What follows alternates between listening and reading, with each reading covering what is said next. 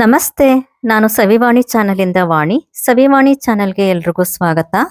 ನಾನಿವತ್ತು ತುಂಬಾ ರುಚಿಯಾದ ಮತ್ತು ಗರಿಗರಿಯಾದ ಕೋಡುಬಳೆ ಮಾಡಿದ್ದೀನಿ. ಇಷ್ಟು ರುಚಿಯಾದ ಕೋಡುಬಳೆನ ಮನೆಯಲ್ಲಿ ಮಾತ್ರ ಮಾಡಕ್ಕೆ ಸಾಧ್ಯ. ಈ ತರ ಕೋಡುಬಳೆ ಮಾಡೋದಕ್ಕೆ ನಾನು ಒಂದು ದಪ್ಪ ತಳದ ಬಾಣಲಿ ತಗೊಂಡು ಅದು ಸ್ವಲ್ಪ ಬಿಸಿಯಾದ ತಕ್ಷಣ 2 ಸ್ಪೂನ್ ಬೆಣ್ಣೆ ತಗೊಳ್ತಾ ಇದ್ದೀನಿ. ಕರಗಿದ ಬೆಣ್ಣೆಗೆ ಅರ್ಧ ಕಪ್ ಚಿರೋಟಿ ರವೆ ಸೇರಿಸ್ಕೊಳ್ತಾ ಇದ್ದೀನಿ. ಚಿರೋಟಿ ರವೆ ಸ್ವಲ್ಪ ಗಮ್ಮಂತ ಹುರ್ಕೋಬೇಕು, ಕೆಂಪು ಬರಬಾರ್ದು.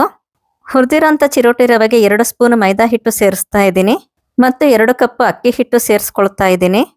ಅಕ್ಕಿ ಹಿಟ್ಟು ಸ್ವಲ್ಪ ಬೆಚ್ಚಗಾಗೋವರೆಗೂ ಹುರ್ಕೋಬೇಕು, ಕೆಂಪು ಬರಬಾರ್ದು. ಬೆಚ್ಚಗಾಗಿರೋ ಹಿಟ್ಟನ್ನ ಒಂದು ಬೇಸನ್ಗೆ ಟ್ರಾನ್ಸ್ಫರ್ ಮಾಡ್ತಾ ಇದ್ದೀನಿ. ಹಿಟ್ಟು ಬಿಸಿ ಆರಕ್ಕೆ ಬಿಡಬೇಕು. ಅಷ್ಟರಲ್ಲಿ ನಾನು ತೊಳೆದು ನೆರಳಲ್ಲಿ ಒಣಗಿಸಿರೋ ಅಂತ ಕರಿಬೇವನ್ನ ಪುಡಿ ಮಾಡಿಟ್ಕೊಳ್ತಾ ಇದ್ದೀನಿ. ನೀರು ಹಾಕ್ಕೊಳ್ಳದೆ ಸ್ವಲ್ಪ ತರಿಯಾಗಿ ಮಿಕ್ಸಿ ಮಾಡ್ಕೋಬೇಕು. ಕರಿಬೇವಿನ ಪುಡಿನ ಅಕ್ಕಿ ಹಿಟ್ಟಿಗೆ ಸೇರಿಸ್ಕೊಳ್ತಾ ಇದ್ದೀನಿ. ರುಚಿಗೆ ತಕ್ಕಷ್ಟು ಉಪ್ಪು ಸೇರಿಸ್ಕೊಳ್ತಾ ಇದ್ದೀನಿ. ಎಲ್ಲವನ್ನು ಸೇರಿಸಿ ಚೆನ್ನಾಗಿ ಬೆರೆಸ್ಕೋಬೇಕು. ಪುಡಿ ಮಾಡ್ಕೊಳ್ಳೋದಕ್ಕೆ 1 ಕಪ್ ಹುರಿಗಡಲೆ, 4-5 ಒಣಮೆಣಸಿನ್ಕಾಯಿ, ಬ್ಯಾಡಗೆ ಮೆಣಸಿನ್ಕಾಯಿ ತಗೋಬಾರ್ದು. ಕಲರ್ ಕಡಿಮೆ ಬರೋ ಅಂಥ ಖಾರ ಇರೋವಂಥ ಮೆಣಸಿನ್ಕಾಯಿ ತಗೋಬೇಕು. ತುರಿದಿಟ್ಕೊಂಡಿರೋಂಥ ಒಣಕೊಬ್ಬರಿ ಅರ್ಧ ಕಪ್, ಹಿಂಗು ಅರ್ಧ ಸ್ಪೂನ್, ಇಷ್ಟನ್ನು ಸೇರಿಸ್ಕೊಂಡಿದ್ದೀನಿ. ಈ ಮಿಕ್ಸ್ನ ನೀರು ಹಾಕ್ಕೊಳ್ದೆ ಹಾಗೇನೆ ಮಿಕ್ಸಿ ಮಾಡ್ಕೋಬೇಕು. ಪೂರ್ತಿ ಪುಡಿ ಆದಮೇಲೆ ಸ್ವಲ್ಪ ಸ್ವಲ್ಪನೇ ನೀರು ಹಾಕ್ಕೊಂಡು ಮಿಕ್ಸಿ ಮಾಡ್ಕೋಬೇಕು. ಕೋಡುಬಳೆಗೆ ಟೇಸ್ಟ್ ಬರೋದು ಒಣಕೊಬ್ಬರಿ, ಹಿಂಗು, ಒಣಮೆಣಸಿನ್ಕಾಯಿ ಮತ್ತು ಕರಿಬೇವು ಹಾಕಿದಾಗ. ನುಣಗಾಗಿರೋ ಅಂಥ ಈ ಮಿಕ್ಸ್ನ ಅಕ್ಕಿ ಮಿಕ್ಸ್ಗೆ ಸೇರಿಸ್ಕೊಳ್ತಾ ಇದ್ದೀನಿ. ಮೊದಲು ನೀರು ಹಾಕದೆ ಚೆನ್ನಾಗಿ ಬೆರೆಸ್ಕೋಬೇಕು.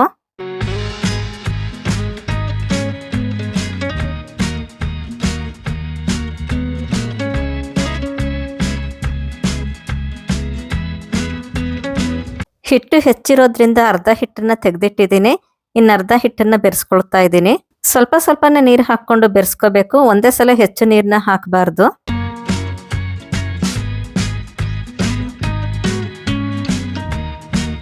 ಹಿಟ್ಟು ತುಂಬಾ ತೆಳ್ಳಗೆ ಇರಬಾರ್ದು, ಈ ಹದದಲ್ಲಿ ಇರಬೇಕು.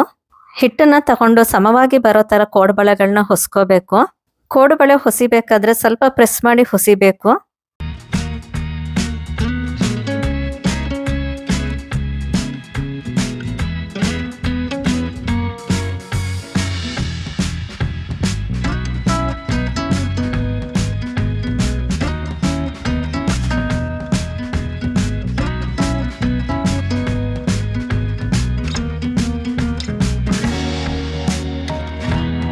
ಒಂದು ಬಾಣಲಿಯಲ್ಲಿ ಕೋಡುಬಳೆ ಕರಿಯೋಷ್ಟು ಎಣ್ಣೆ ತಗೊಂಡಿದ್ದೀನಿ. ಸ್ಟವ್ ಮೀಡಿಯಂ ಊರಿನಲ್ಲಿ ಇಟ್ಕೊಂಡಿರ್ಬೇಕು. ಒಂದು ಚೂರು ಹಿಟ್ಟನ್ನ ಎಣ್ಣೆ ಒಳಗೆ ಹಾಕಿದ್ರೆ ಅದು ತಕ್ಷಣ ಮೇಲ್ ಬರಬೇಕು. ಆ ಥರ ಎಣ್ಣೆ ಕಾದಿರ್ಬೇಕು. ಒಂದ್ರ ಮೇಲೆ ಒಂದು ಕೋಡುಬಳೆ ಬರದ ಹಾಗೆ ಎಣ್ಣೆ ಒಳಗೆ ಕೋಡುಬಳೆನ ಹಾಕಬೇಕು. ಒಂದ್ ಸೈಡು ಸ್ವಲ್ಪ ಕೆಂಪು ಬಂದ ಮೇಲೆ ಕೋಡುಬಳೆಗಳನ್ನ ತಿರ್ವಾಕ್ಬೇಕು. 2 ಸೈಡು ಕೆಂಪಗೆ ಆಗೋ ಹಾಗೆ ತಿರ್ವಾಕೊಂಡು ಕರಿಬೇಕು.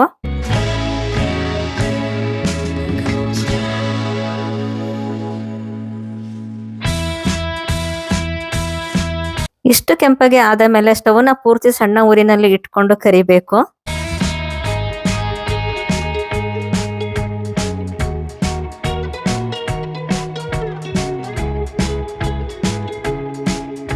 ಕೋಡುಬಳೆ ನೋಡಿದ್ರೆ ಗೊತ್ತಾಗ್ತಾ ಇದೆ ಎಷ್ಟು ಕ್ರಿಸ್ಪಿಯಾಗಿ ಬಂದಿದೆ ಅಂತ. ಎಲ್ಲಾ ಕೋಡುಬಳೆಗಳನ್ನು ಇದೇ ರೀತಿ ಮಾಡ್ಕೋಬೇಕು. ಕೋಡುಬಳೆ ಮಾಡ್ತಾನೆ ಕೋಡುಬಳೆಗಳನ್ನ ಹೊಸ್ಕೋಬಹುದು.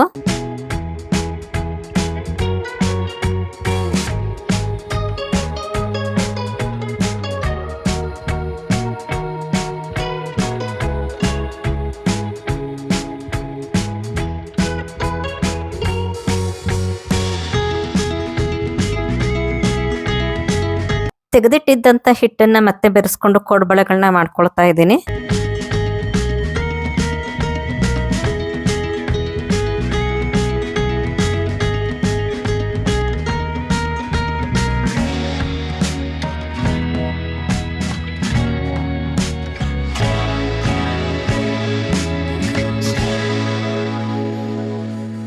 ಕೋಡುಬಳೆ ನೋಡಿ ಒಳಗೆ ಸ್ವಲ್ಪನೂ ಹಸಿಯಾಗಿ ಇಲ್ಲದೆ ಕ್ರಿಸ್ಪಿಯಾಗಿ ಇದೆ. ಒಳಗೆ ಟೊಳ್ಳಾಗಿರೋದು ನೋಡಿದ್ರೆ ಗೊತ್ತಾಗುತ್ತೆ ಎಷ್ಟು ಚೆನ್ನಾಗಿ ಫ್ರೈ ಆಗಿದೆ ಅಂತ. ಕೋಡುಬಳೆಯ ಈ ವಿಧಾನ ನಿಮಗೆ ಇಷ್ಟ ಆಗಿದ್ರೆ ಒಂದು ಲೈಕ್ ಕೊಡಿ, ಶೇರ್ ಮಾಡಿ ಹಾಗೂ ಸಬ್ಸ್ಕ್ರೈಬ್ ಮಾಡೋದು ಮರಿಬೇಡಿ. ನಮಸ್ತೆ.